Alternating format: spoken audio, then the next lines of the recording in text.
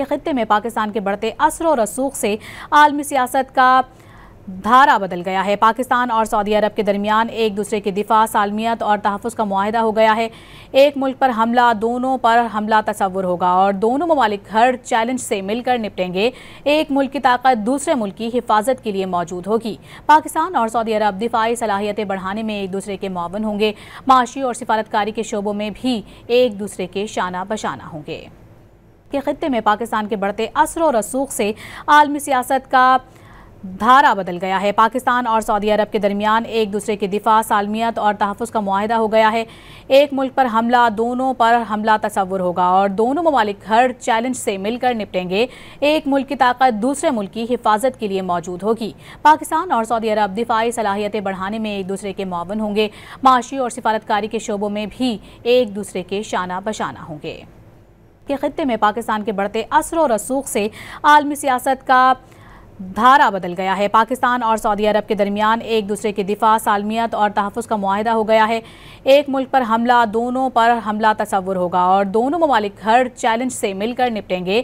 ایک ملک کی طاقت دوسرے ملک کی حفاظت کے لیے موجود ہوگی۔ پاکستان اور سعودی عرب دفاعی صلاحیتیں بڑھانے میں ایک دوسرے کے معاون ہوں گے۔ معاشی اور سفارتکاری کے شعبوں میں بھی ایک دوسرے کے شانہ بشانہ ہوں گے۔